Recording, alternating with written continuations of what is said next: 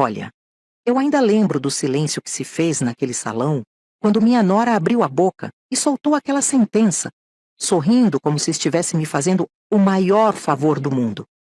Como sua nova esposa, eu permito que a senhora viva no meu antigo apartamento. Permito. Ela usou essa palavra. E o pior de tudo foi ver meu filho, meu único filho pelo qual eu sacrifiquei absolutamente tudo, balançando a cabeça em aprovação, como se aquilo fosse realmente uma generosidade. Mas espera que ainda não acabou.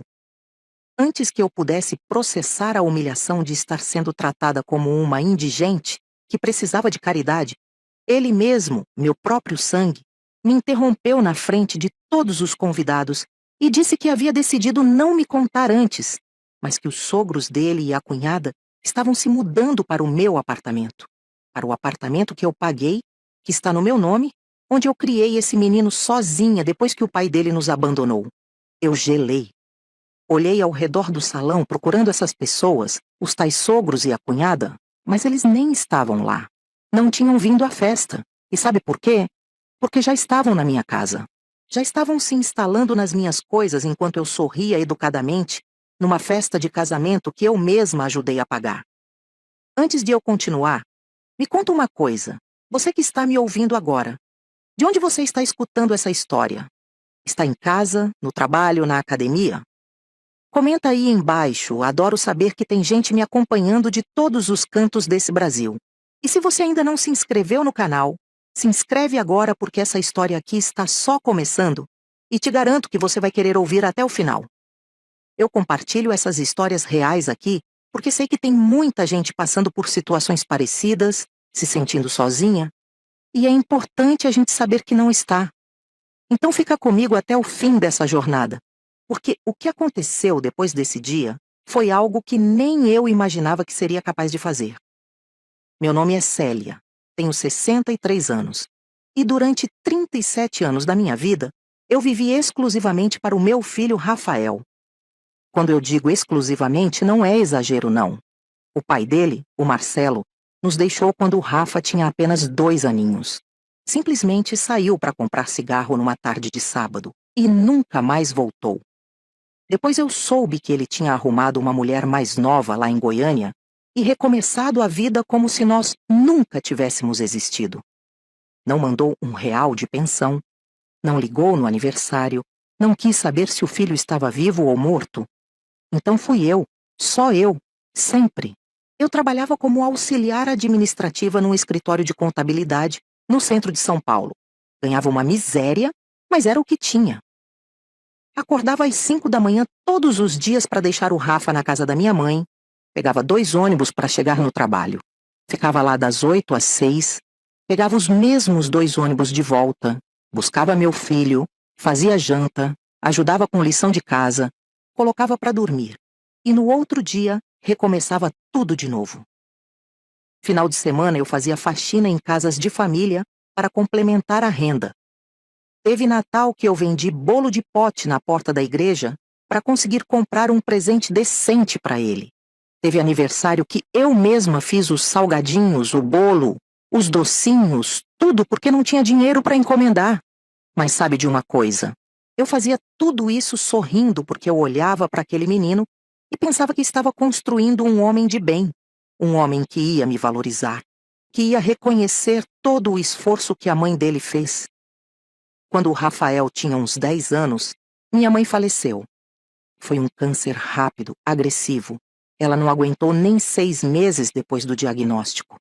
E ela me deixou uma herança pequena, um apartamento de 2 quartos num prédio antigo ali no Tatuapé. Não era nada luxuoso, mas era nosso. Finalmente, nosso. A gente não precisava mais pagar aluguel. E isso aliviou tanto a nossa situação que eu consegui até parar com as faxinas de fim de semana. Eu me lembro da felicidade do Rafa quando a gente se mudou. Ele escolheu o quarto dele. A gente pintou as paredes juntos. Foi um momento tão especial. Naquele apartamento a gente viveu tantas coisas boas. Foi lá que ele estudou para o vestibular. Foi de lá que ele saiu no dia da formatura da faculdade, que aliás eu paguei inteirinha, me endividando no FIES, mas pagando cada parcela em dia porque educação era prioridade. Eu sempre disse para ele que a única herança real que eu podia deixar era o estudo. O Rafael se formou em administração, conseguiu um emprego bom numa empresa de logística e eu fiquei tão orgulhosa. Finalmente, as coisas estavam melhorando para nós. Ele começou a ganhar bem, ajudava um pouco em casa, a gente conseguiu reformar o apartamento, trocar uns móveis. Eu pensava que agora sim a vida ia ficar mais leve. Mas aí, uns 3 anos atrás, ele conheceu a Jéssica. No começo eu até gostei dela. Parecia uma menina educada, simpática, vinha em casa, conversava comigo. Mas eu comecei a perceber umas coisas estranhas. Ela fazia uns comentários meio ácidos sobre o apartamento, dizia que era muito antigo, que o bairro não era tão bom assim. Uma vez ela soltou na minha frente que quando casasse queria morar num lugar mais moderno, mais chique. Eu só sorri e não falei nada, mas aquilo já me incomodou. Depois comecei a notar que o Rafael estava diferente comigo. Mais distante, mais seco. Se eu ligava para ele no trabalho, ele atendia com pressa. Se eu perguntava se ele ia almoçar em casa no domingo, ele inventava desculpa. E a Jéssica sempre estava envolvida nesses desencontros. Ah, a gente já tem compromisso com meus pais. Ah, a família dela vai se reunir e ele precisa ir. Ah, eles vão viajar no feriado. Eu ia ficando de lado, mas eu relevava, porque pensei que era coisa de casal novo, de namoro, que ia passar. Quando eles noivaram, a coisa piorou. A Jéssica começou a dar palpite em tudo na minha vida. Um dia, ela chegou no apartamento e disse que eu devia pensar em me mudar para um lugar menor, mais prático, porque aquele apartamento era grande demais para uma pessoa só e dava muito trabalho para limpar. Eu falei que eu gostava de morar ali, que ali tinha a memória da minha mãe, que eu tinha criado meu filho ali. Ela deu aquele sorrisinho amarelo e disse que às vezes a gente precisa deixar o passado para trás e pensar no futuro. Que futuro, Jéssica? Eu perguntei. Ela desconversou, mas eu já estava com a pulga atrás da orelha. Comecei a prestar mais atenção nas conversas e percebi que ela e o Rafael cochichavam quando eu estava por perto. E quando eu entrava na sala, eles mudavam de assunto na hora. Aquilo foi me deixando nervosa. Sabe quando você sente que tem alguma coisa errada no ar, mas não consegue colocar o dedo exatamente no que é? A gota d'água antes do casamento foi quando eu ofereci para ajudar financeiramente na festa. Eu tinha guardado um dinheirinho ao longo dos anos. Não era muito, mas era o que eu podia oferecer. O Rafael aceitou, mas a Jéssica fez questão de dizer na minha frente que a família dela ia bancar a maior parte, porque eles tinham condições melhores. Condições melhores. Como se eu fosse uma pobre coitada incapaz de contribuir para o casamento do meu próprio filho. Eu engoli aquilo, engoli o choro, engoli a raiva e ainda assim dei o dinheiro que eu tinha. Porque era meu filho e mãe faz essas coisas, né? Mãe sempre releva, sempre relevou. Essa sempre fui eu. Os pais da Jéssica, o Osvaldo e a Marlene, eu conheci só umas 3 vezes antes do casamento. Eles eram donos de uma loja de materiais de construção lá em Guarulhos. Tinham uma situação financeira melhor que a minha, isso era óbvio. E eles faziam questão de deixar isso claro. Sempre comentavam sobre viagens que faziam, sobre o carro novo, sobre a casa grande. E sempre tinha aquela comparação velada, sabe? Ah, Célia, você mora sozinha naquele apartamento grandinho? Deve dar trabalho, né? Deve dar despesa com condomínio, com luz, com água. A Marlene vivia falando isso. Eu sempre respondia educadamente que eu me virava bem, que eu estava acostumada, que eu gostava da minha independência. Mas eles insistiam. E eu percebia que a Jéssica tinha uma irmã mais nova, a Vanessa, que tinha uns 20 e poucos anos e morava com os pais ainda. A Vanessa era meio perdida na vida. Não estudava, não trabalhava direito, vivia mudando de emprego, e os pais bancavam tudo. Eu ouvia a Marlene reclamando que queria que a filha amadurecesse, arrumasse um lugar para morar, mas que ela não tinha condições de alugar nada com o salário que ganhava. E aí, juntando as peças, eu comecei a desconfiar do que eles estavam planejando. Mas eu jamais, jamais imaginei que o meu próprio filho estivesse envolvido nisso. O dia do casamento chegou. Foi num sábado de novembro, num buffet ali na Zona Leste. Estava tudo bonito, eu não posso negar. A Jéssica estava linda de noiva, o Rafael estava elegante, os convidados estavam animados. Eu estava feliz, genuinamente feliz, apesar de todos os sinais estranhos que eu tinha percebido nos últimos meses. Eu pensava que talvez eu estivesse sendo paranoica, que talvez fosse só insegurança minha. Eu queria acreditar que meu filho ainda me amava, que ele não seria capaz de me trair, de me desrespeitar. Durante a cerimônia eu chorei. Chorei de emoção de ver meu menino ali no altar, o menino que eu criei sozinha, que eu vi crescer, se formar, virar homem. Eu lembrei de todas as noites que eu passei acordada quando ele estava doente, de todas as vezes que eu deixei de comprar alguma coisa para mim para poder comprar para ele, de todos os sonhos que eu sacrifiquei para realizar os sonhos dele. E naquele momento, vendo ele ali, eu achei que tinha valido a pena. A festa estava animada, o pessoal dançando, comendo, bebendo. Eu estava sentada numa mesa com umas amigas minhas, conversando, quando a Jéssica pegou o microfone. Eu pensei que ela fosse fazer um agradecimento padrão, aquelas coisas que noiva fala em casamento. Mas não. Ela começou a falar sobre família, sobre união, sobre como era importante cuidar das pessoas que a gente ama.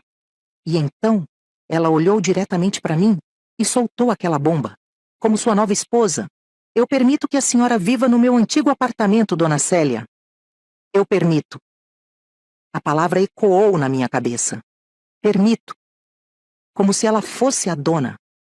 Como se ela estivesse fazendo uma caridade. O salão inteiro ficou em silêncio por um segundo. Depois algumas pessoas começaram a aplaudir, achando que era um gesto bonito, generoso. Eu fiquei paralisada, segurando a taça de champanhe, sem conseguir processar o que eu tinha acabado de ouvir. Meu antigo apartamento? Como assim antigo? O apartamento era meu, estava no meu nome. Eu nunca tinha dito que ia sair de lá. Nunca tinha transferido nada para ninguém. Antes que eu conseguisse reagir, o Rafael levantou também, pegou o microfone da mão dela e falou: Mãe, eu decidi não te contar antes para não estragar a festa. Mas meus sogros e minha cunhada estão se mudando para o seu apartamento hoje. A gente achou melhor fazer assim, aproveitar que todo mundo estava aqui reunido e você estava distraída. Eles precisam de um lugar maior e você não precisa de tanto espaço assim. A gente já separou um quarto para você no apartamento da Jéssica, que é menor, mas é mais novo, mais moderno. Vai ser melhor para a senhora. Eu senti meu corpo inteiro gelar. Minhas mãos começaram a tremer. Eu olhei ao redor do salão procurando o Osvaldo, a Marlene e a Vanessa, mas eles não estavam em lugar nenhum. Não estavam na festa. E então eu entendi. Eles não estavam na festa porque estavam no meu apartamento. Estavam lá naquele exato momento, se instalando, mexendo nas minhas coisas, ocupando o meu espaço. Eu levantei da cadeira devagar, e a conversa ao redor foi diminuindo até que o silêncio tomou conta de novo. Todo mundo estava olhando para mim, esperando minha reação. O Rafael e a Jéssica estavam lá na frente com aquelas caras de quem tinha feito uma boa ração, e eu respirei fundo e disse bem alto para que todos ouvissem: Que interessante, Rafael. Que interessante mesmo. Então, enquanto eu estava aqui nessa festa, feliz pelo seu casamento, acreditando que meu filho ainda tinha um pingo de respeito pela mãe que criou ele sozinha, vocês estavam planejando me tirar da minha própria casa, da casa que a minha mãe me deixou, da casa que está no meu nome. A Jéssica deu aquele sorrisinho condescendente e disse que eu estava exagerando, que eles estavam pensando no meu bem, que eu ia gostar do apartamento dela, que era mais prático. Prático para quem, Jéssica? Para você que vai ficar com um apartamento de 2 quartos de graça para os seus pais e sua irmã vagabunda? O clima ficou pesado. Algumas pessoas começaram a cochichar. O Rafael veio até mim e disse baixo para eu não fazer escândalo, que a gente conversava depois, que aquilo já estava decidido. Decidido? Decidido por quem? Por você que nem teve coragem de falar comigo antes? Você é tão covarde assim, Rafael? Tão manipulado por essa mulher que você esqueceu de quem te criou? Ele ficou vermelho. Acho que de vergonha ou de raiva, não sei. Mas ele não respondeu. Só virou as costas e voltou para perto da noiva. E eu saí daquela festa. Saí sem me despedir de ninguém, peguei minha bolsa e fui embora. Chamei um Uber e pedi para o motorista ir direto para o Tatuapé. Meu coração estava acelerado, minha cabeça estava a mil. Eu não sabia se chorava, se gritava, se entrava em desespero. Mas uma coisa eu sabia.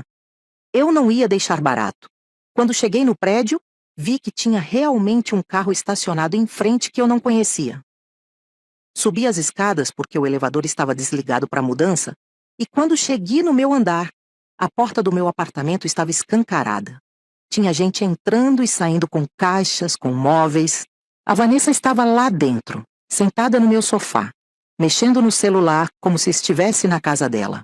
A Marlene estava na cozinha guardando coisas nos armários. O Osvaldo estava no quarto montando uma cama. Eles nem se assustaram quando me viram. A Marlene até sorriu e disse: "Oi, Célia, chegou cedo da festa. A gente pensou que você ia ficar até mais tarde.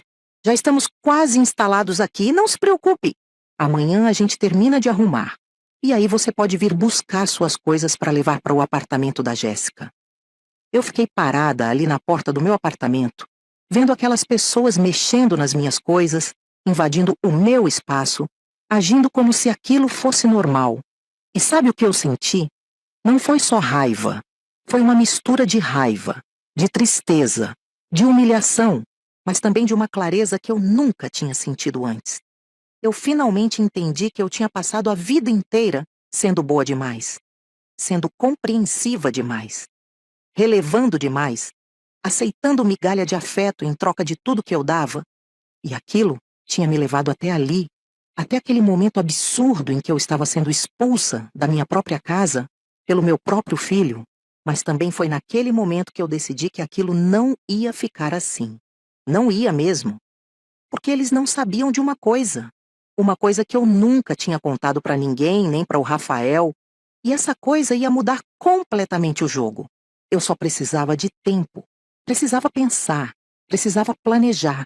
Então eu respirei fundo, olhei para aquelas 3 pessoas que estavam ali na minha casa, sem o menor constrangimento, e falei com a voz mais calma que consegui.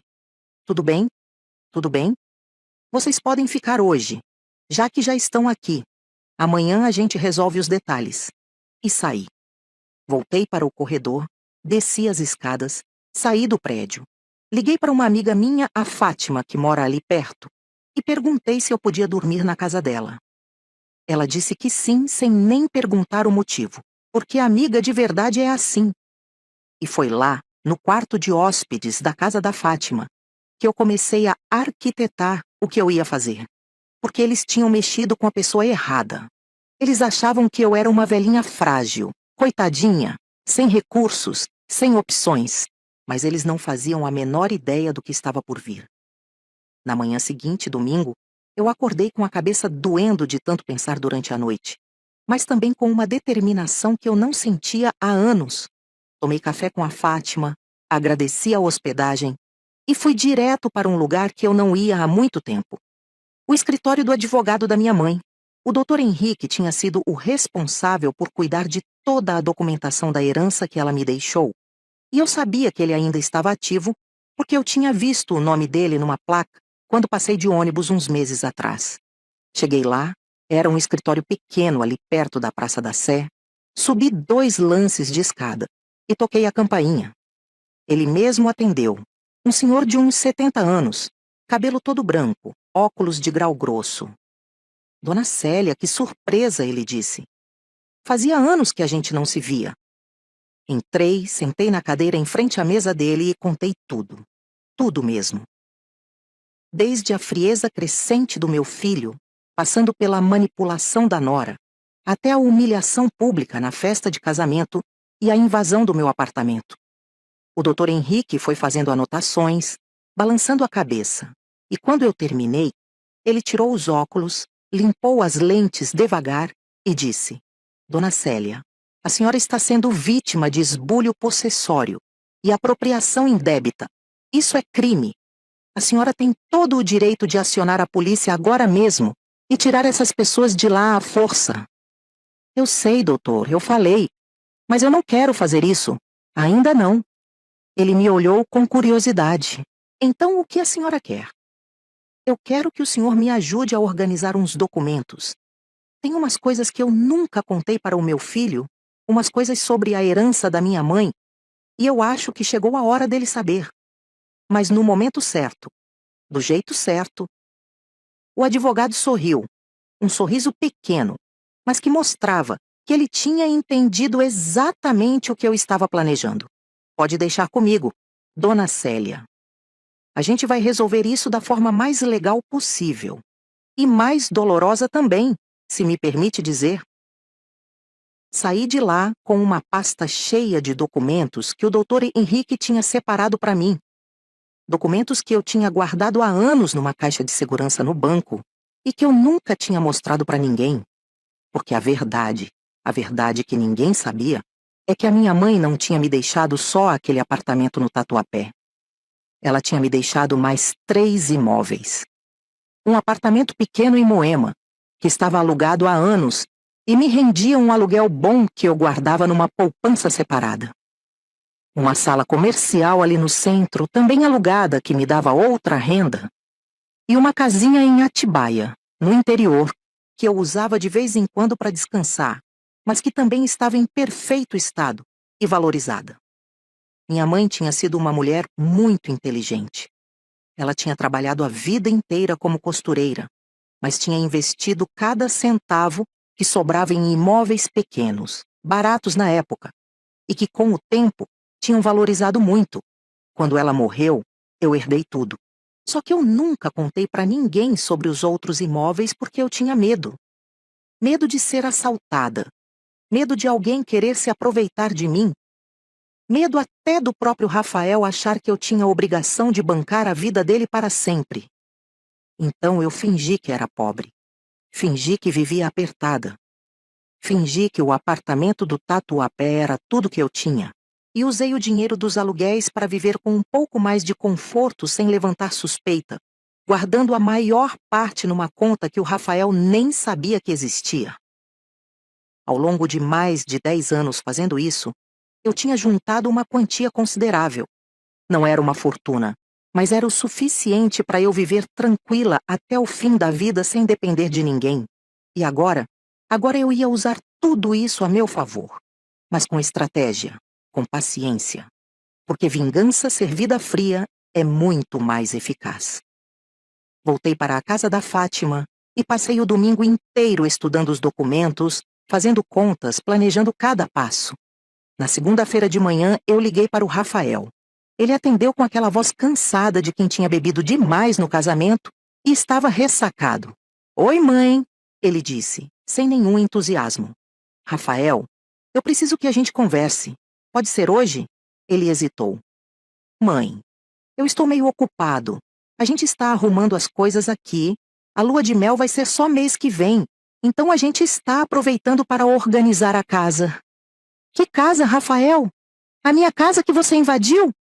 Ele suspirou, irritado. "Mãe, a gente já conversou sobre isso. Não foi invasão, foi uma decisão em família. A senhora vai morar num lugar melhor, mais moderno. Não tem que ficar brava." "Rafael, eu só quero conversar. Só 15 minutos.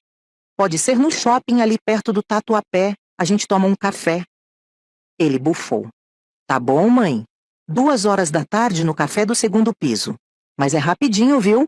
Cheguei no shopping 15 minutos adiantada. Me sentei numa mesa do canto, pedi um café e fiquei esperando.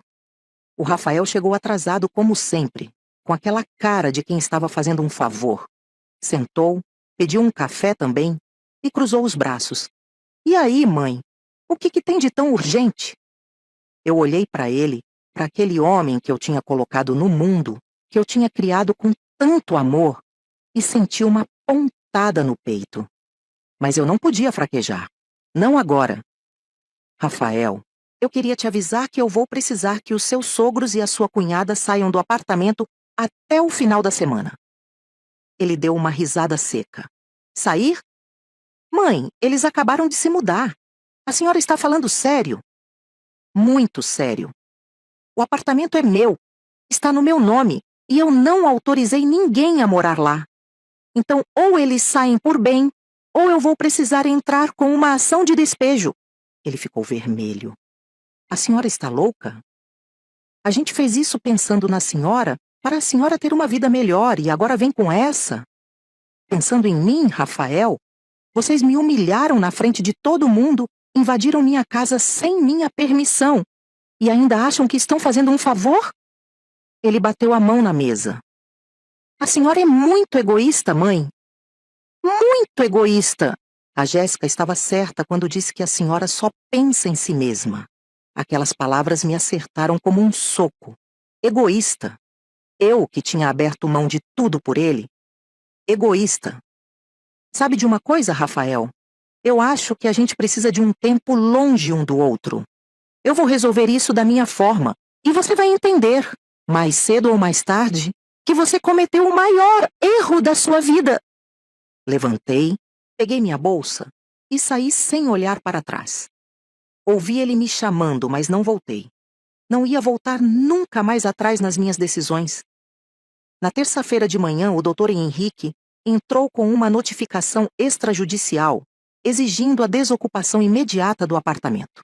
Na quarta, entramos com a ação de reintegração de posse. Na quinta, eu recebi uma ligação furiosa da Jéssica me xingando, me chamando de velha cruel, de mãe desnaturada. Eu desliguei na cara dela. Na sexta, o oficial de justiça bateu na porta do apartamento e entregou a intimação. Eles tinham 72 horas para sair. E saíram. Saíram bufando, xingando, jogando praga, mas saíram. Porque a lei estava do meu lado. Sempre esteve. No sábado seguinte, uma semana depois daquela festa de casamento maldita, eu voltei para o meu apartamento. Estava uma bagunça, eles tinham deixado tudo revirado de propósito, tinha lixo espalhado, tinha coisa quebrada. Mas era meu de novo. Eu limpei tudo. Lavei, passei, arrumei, coloquei cada coisa no lugar. E naquela noite, dormi na minha cama, no meu quarto, na minha casa. E dormi em paz pela primeira vez em meses. Mas a história não acabou aí, porque o Rafael, influenciado pela Jéssica e pelos sogros, começou uma campanha de difamação contra mim. Eles espalharam para todo mundo que eu era uma mãe malvada, que eu tinha expulsado a família da nora da minha casa por pura maldade, que eu era mesquinha, avarenta. Alguns parentes distantes que nem me conheciam direito começaram a me julgar nas redes sociais. Teve prima de terceiro grau que fez textão no Facebook me condenando. Teve gente que parou de falar comigo na rua. E o Rafael? O Rafael me bloqueou em tudo. Telefone, WhatsApp, redes sociais. Me apagou da vida dele como se eu nunca tivesse existido. Não vou mentir. Aquilo doeu. Doeu muito. Teve noite que eu chorei, que eu me perguntei se eu tinha feito a coisa certa, se eu não devia ter só aceitado a situação para não perder meu filho. Mas aí eu lembrava da humilhação, da falta de respeito, da forma como eles tinham me tratado como se eu fosse um objeto descartável. E a dor virava raiva de novo. Raiva que me dava força para continuar. 2 meses depois do casamento, eu estava no mercado fazendo compras quando esbarrei na Marlene, a mãe da Jéssica. Ela estava com aquela cara de poucos amigos, empurrando o carrinho com raiva. Quando me viu, revirou os olhos. Eu fingi que não tinha visto e continuei andando. Mas ela veio atrás de mim. Espero que esteja feliz, Célia. Espero que esteja feliz por ter destruído a paz da minha família. Por sua causa, a Vanessa teve que voltar a morar com a gente e está todo mundo estressado em casa. Eu virei para ela e disse com a voz mais calma possível: Marlene, eu não destruí nada. Vocês tentaram me roubar e eu apenas defendi o que é meu. Se vocês estão estressados, o problema é de vocês. Ela abriu a boca para responder, mas eu já tinha virado as costas e ido embora. As semanas foram passando e eu fui reconstruindo minha vida. Voltei a sair com minhas amigas, voltei a fazer minhas caminhadas no parque, Voltei a cuidar das minhas plantas na varanda. E aos poucos, fui percebendo que eu estava até melhor sem a presença tóxica do Rafael e da Jéssica na minha vida. Eu não tinha mais que aturar comentários maldosos, não tinha mais que fingir que estava tudo bem quando não estava. Não tinha mais que engolir desaforo. Eu estava livre. E liberdade, eu descobri, é uma sensação maravilhosa. Mas aí, 4 meses depois do casamento, eu recebi uma ligação de um número desconhecido. Atendi meio desconfiada. Alô? Era a Jéssica. E pela voz dela, dava para perceber que alguma coisa estava muito errada. Dona Célia, eu sei que a senhora não tem obrigação nenhuma de falar comigo, mas eu preciso muito conversar com a senhora. É sobre o Rafael. Meu coração disparou. O que aconteceu com ele? Ele está bem? Está bem de saúde. Mas a gente está passando por uma situação financeira muito difícil e eu não sei mais o que fazer. Eu quase desliguei na hora. Mas a curiosidade foi maior. Que situação, Jéssica? Ela suspirou. O Rafael perdeu o emprego. A empresa onde ele trabalhava faliu, fechou tudo de uma hora para outra e ele ficou desempregado. Já faz 2 meses e ele não consegue arrumar nada. A gente está atrasado no aluguel, nas contas, em tudo. Meus pais não podem ajudar porque eles também estão com problemas financeiros, a loja deles está indo mal. E eu estou grávida, Dona Célia. De 3 meses. A gente não sabe o que fazer. Fiquei em silêncio processando aquilo. Rafael desempregado, Jéssica grávida, eles afundados em dívidas. E ela estava me ligando, me pedindo ajuda. A ironia era tão grande que eu quase ri. E você quer o quê de mim, Jéssica? Ela engoliu seco. A gente queria saber se a senhora poderia emprestar um dinheiro para a gente. Só até o Rafael arrumar outro emprego, a gente paga de volta, prometo. Eu respirei fundo. Jéssica, vocês me humilharam, me desrespeitaram, tentaram me roubar e ainda espalharam mentiras sobre mim para todo mundo. E agora você quer que eu ajude vocês? Ela começou a chorar. Eu sei que a gente errou, Dona Célia. Eu sei. Mas é pelo seu neto. É pelo bebê. A senhora não vai querer que seu neto passe necessidade, vai? E ali, naquele momento, eu tive uma decisão a tomar. Eu podia mandar ela catar coquinho e desligar. Ou eu podia fazer algo diferente. Algo que eles jamais esperariam. Jéssica, eu vou te fazer uma proposta. Pode ser? Ela fungou. Pode. Eu tenho um apartamento em Moema que está alugado. O inquilino vai sair mês que vem. Vocês podem morar lá, sem pagar aluguel, até o Rafael arrumar emprego e vocês se estabilizarem. Ela ficou em silêncio, confusa. A senhora tem um apartamento em Moema? Tenho.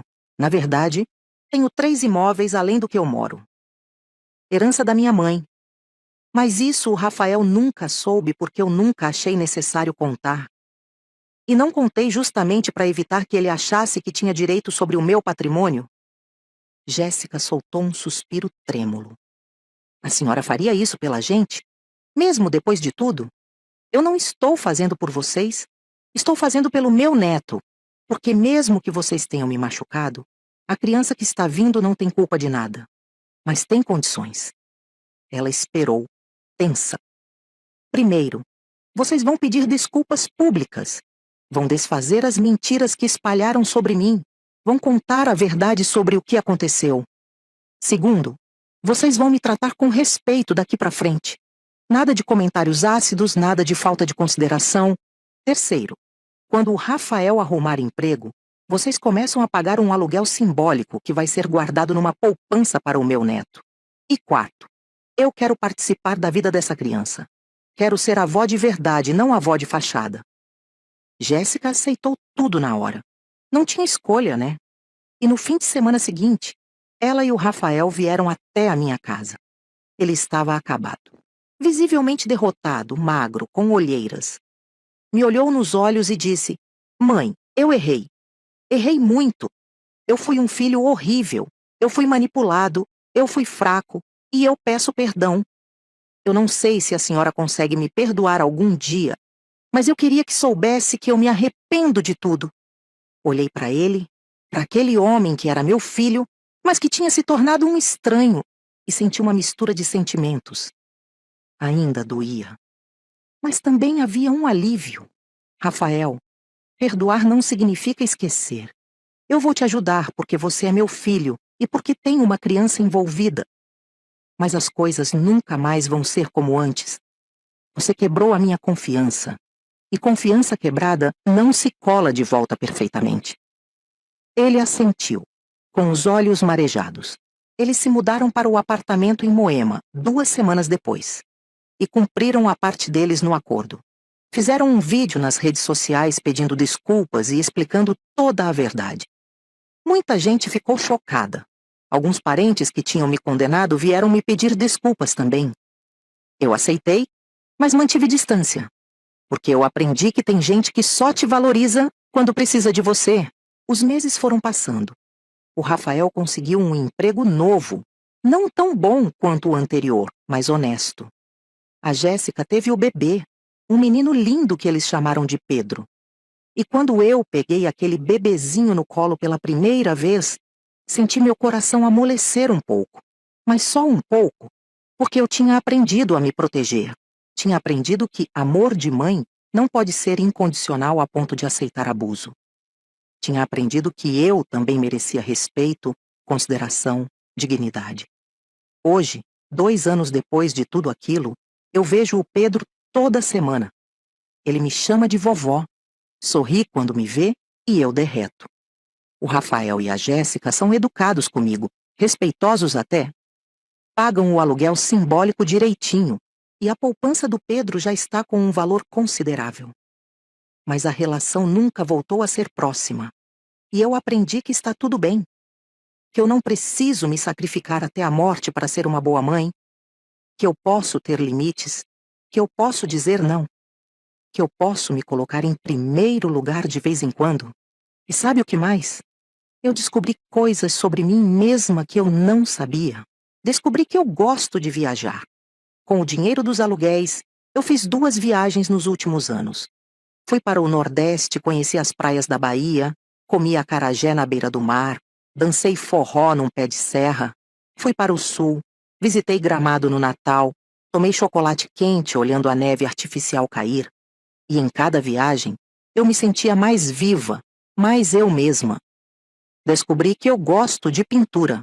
Me matriculei num curso de aquarela e agora tenho vários quadrinhos espalhados pela casa.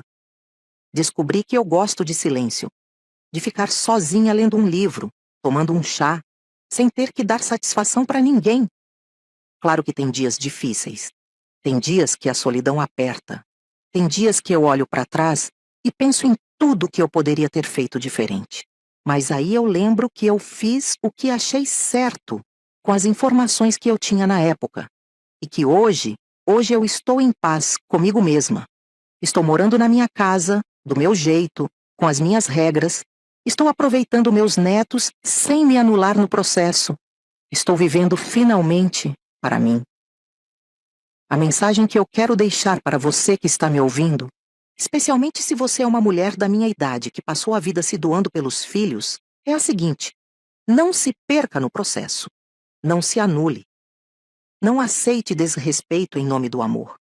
Porque amor de verdade vem acompanhado de respeito, de consideração, de reciprocidade. E se você está numa situação parecida com a que eu vivi, saiba que você tem mais poder do que imagina. Você tem direitos. Você tem voz. E você tem todo o direito de se colocar em primeiro lugar sem culpa. Eu não vou dizer que foi fácil. Não foi. Foi doloroso, foi solitário e em alguns momentos foi assustador. Mas valeu a pena. Porque hoje eu me olho no espelho e gosto da mulher que eu vejo. Uma mulher que aprendeu a se defender. Uma mulher que descobriu sua força. Uma mulher que não aceita mais migalhas. E isso não tem preço. E você que está me ouvindo agora, o que faria no meu lugar? Se estivesse na minha situação, teria agido diferente? Teria perdoado mais fácil? Teria sido mais dura? Comenta aqui embaixo. Eu adoro ler as opiniões de vocês e saber que não estou sozinha nessa jornada. E se você conhece alguém que está passando por algo parecido, compartilha essa história. Porque às vezes a gente só precisa saber que não é a única, que tem outras pessoas que entenderam, que superaram, que saíram mais fortes do outro lado. Obrigada por ter me ouvido até aqui, de coração mesmo. Até a próxima